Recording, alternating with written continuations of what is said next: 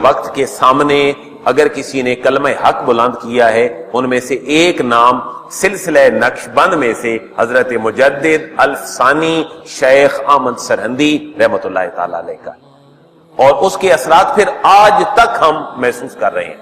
اس کی وجہ یہ ہے کہ ان لوگوں نے صرف اپنی زندگی میں ہی کام نہیں کیا، انہوں نے اتنا پختہ کام کیا کہ آج تک ہمارے سامنے جاری اور ساری ہے۔ حضرت مجدد الفسانی رحمۃ اللہ تعالی علیہ کی تصنیفات میں سے ایک بہت بڑی تصنیف ہے جس کو مکتوبات کہا جاتا ہے۔ کیا کہا جاتا ہے؟ یہ میں آپ کو ویسے دکھانے کے لیے لایا ہوں کہ آپ اس کو دیکھیں بھی کہ اس کے اندر ہے کیا۔ اس کا نام ہی مکتوبات امام ربانی ہے، تو حضرت مجدد الفسانی کو امام ربانی کہا جاتا ہے۔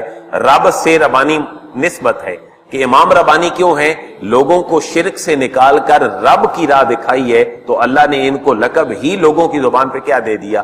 امام ربانی۔ رب کے ساتھ تعلق جڑوانے والے یہ شخصیات ہیں۔ تو آپ کے یہ جو مکتوبات ہیں یہ آپ کی وہ تصنیف ہے، جیسے میں گائے گائے تعارف کرواتا رہتا ہوں آپ کے سامنے کتابوں کا، جیسے کشف المعجوب ہے، مدارج النبوہ ہے، غنیت الطالبین ہے، اسی طرح سلسلہ نقشبند کی ایک معتبر کتاب وہ کیا ہے؟ مکتوبات امام ربانی رحمۃ اللہ تعالی علیہ۔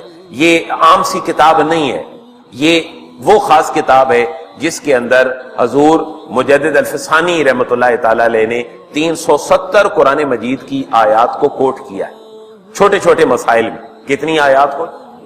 370 آیات اس کتاب کے اندر آپ نے ذکر فرمائی۔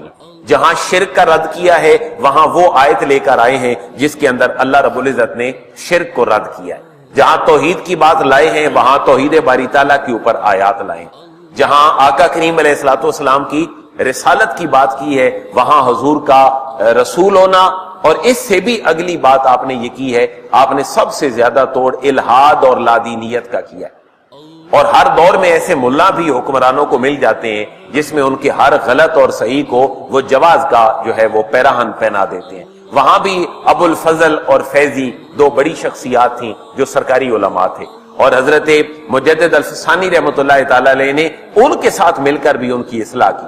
اکبر اسلام میں تو 4 شادیوں سے زیادہ کی اجازت نہیں تھی، اکبر بادشاہ شادیاں زیادہ کرنا چاہتا تھا، جتنی شادیاں کرنا چاہتا تھا اس کے درباری علماء نے اتنی شادیوں کا جواز قرآن سے نکال کر اکبر کی خدمت میں پیش کر دی۔ اس وقت بھی اگر کوئی سد سکندری ثابت ہوا تو کون؟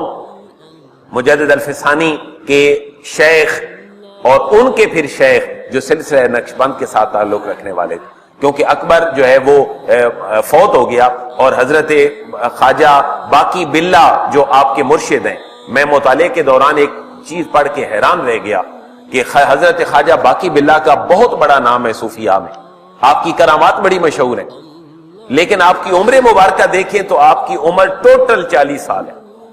حضرت خواجہ باقی باللہ رحمۃ اللہ تعالی علیہ کی ٹوٹل عمر ہی کتنی ہے؟ 40 سال ہے، اور اس مرد مجاہد نے حضرت مجدد الفسانی رحمۃ اللہ تعالی علیہ جیسا بندہ تیار کر کے دنیا کو ایک عالم کے طور پر دیا۔ میں نے آپ کی کرامت ایک بار دفعہ سنی اور پڑھی ہے کہ حضرت باقی باللہ نے یہ فرمایا کہ میرا جنازہ جو ہے وہ کون سا شخص پڑھائے گا، اور جس کی آپ نے کچھ شرائط رکھ دی، اور ان شرائط پہ پورا اترنے والا کوئی نہیں تھا۔ تو ایک بندہ ایسا تھا کہ جس نے جنازہ آپ کا پڑھا دیا، تو تجسس ہوا لوگوں کو کہ ہم دیکھیں تو صحیح کہ حضرت کی ریکوائرمنٹ پہ پورا اترنے والا بندہ کون سا ہے، جس کی کبھی نماز قضا نہیں ہوئی، جس کی کبھی تہجد قضا نہیں ہوئی، یہ کون بندہ ہے جو ان کی نصیحت وصیت کے مطابق جنازہ پڑھانے کے قائل ہے اور قابل ہے۔ تو کہتے ہیں ایک واقعے کے طور پر تاریخی سند سینہ بسینہ موجود ہے کہ جب جنازہ پڑھانے والے بندے کو لوگوں نے دیکھا تو وہ خود حضرت باقی باللہ رحمۃ اللہ تعالی علیہ کی ذات تھی۔ تو کسی نے پوچھا حضور یہ کیا ہے؟ تو آپ نے فرمایا کہ یہ جو تمہارے سامنے ہے یہ بقا ہے، اور فنا وہ ہے جو میرا جنازہ ہے، میں تو اس دنیا سے چلا گیا ہوں۔ کرامات ہے بزرگوں کی، اور شکل پہ شکل بدل جانا یہ رب کی قدرت ہے۔ حضرت عیسیٰ علیہ السلام کو بقول یہودیوں کے عیسائیوں کے کیا کر دیا گیا؟ ہینگ کر دیا گیا، لیکن قرآن کہہ رہا ہے وَلَٰكِنْ شُبِّهَ لَهُمْ، عیسیٰ کو پھانسی نہیں دی گئی، بلکہ اللہ تعالیٰ نے اس بندے کے اوپر حضرت عیسیٰ کی شکل طاری کر دی